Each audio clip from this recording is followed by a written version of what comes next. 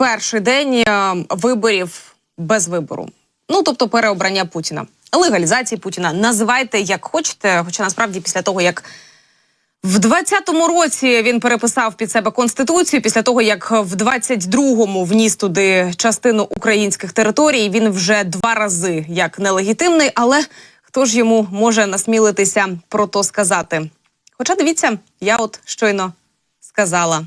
Тож, вибори виборами, хай, як там кажуть, йдуть, галасять чи голосують в цей цирк чи в цик.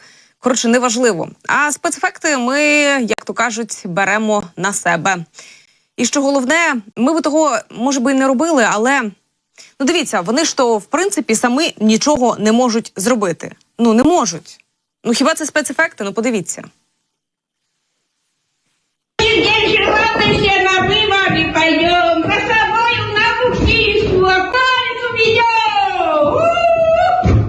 Должен прийти и проголосовать. Мира вам, добрые люди! Где тут можно голос за правителя нового оставить?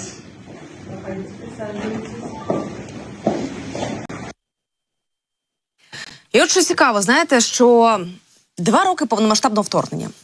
Кожна сакральна дата на Росії була приводом для мене, зокрема, запитатися у експертів, чого нам чекати. Чи будуть оті істоти кошмарити нас масованими дроновими атаками чи ракетними атаками?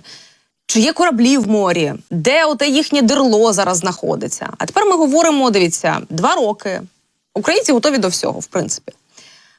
Насамперед реагувати на повітряні тривоги, я вам нагадую. По-друге, тепер я питаю у експертів, а чого варто очікувати сьогодні, завтра і особливо післязавтра їм? Бо Елечка Памфілова сказала, що в перші 2 дні, тобто 15-го і 16-го, про явку і цифри будуть говорити 2 рази на день, зранку і ввечері. А 17-го числа оновлення даних буде відбуватися в прямому ефірі.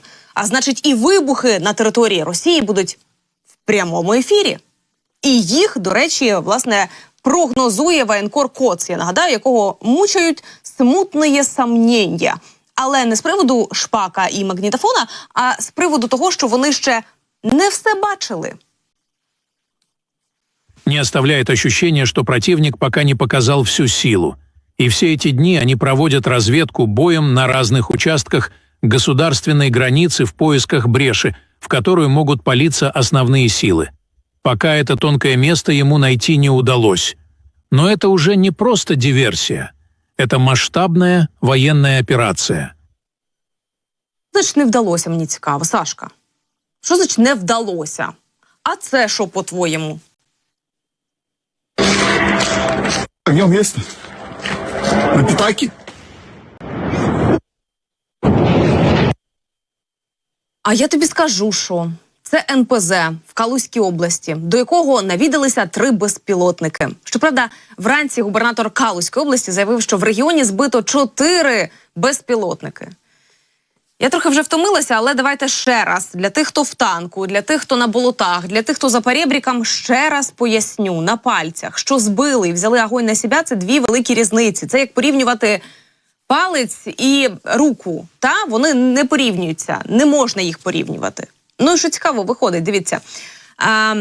Значить, це 9-й підтверджений удар по російському НПЗ. Калузький НПЗ – це вже 9-й. Він же, за великою случайністю, виходить 1-й завод. Ну, так він називається. 1-й. Попередні 8, я вам ще раз нагадаю, Ніжегородський НПЗ, Новотек в Устілугі, Туапсинський НПЗ, Пітерський, Невський Мазут, Ільїнський НПЗ, Кстовський, Лукойл Норсі, Рязанський НПЗ, Новошахтинський НПЗ і тепер вже Калузький НПЗ. От всі вони тепер в одній, якби, когорті, в одній, якби, упряжці. Ну, і справді було збито 3, 1 безпілотник, 3 потрапили до нефтеперерабатывающего завода. Хоча, знову ж таки, на відео ми, ну, там погано видно, там ніч. Тому важко сказати, наскільки сильно було пошкоджене все те обладнання, яке є на НПЗ. Може, його ще можна відновити, не розстроюйтесь так завчасно, хочеться їм сказати. Головне, що ніхто не постраждав. Ну, принаймні, так кажуть в Калугі. А у нас геть немає причин, як то кажуть, їм не вірити. Ну, правда ж? Вони ж завжди правду говорять.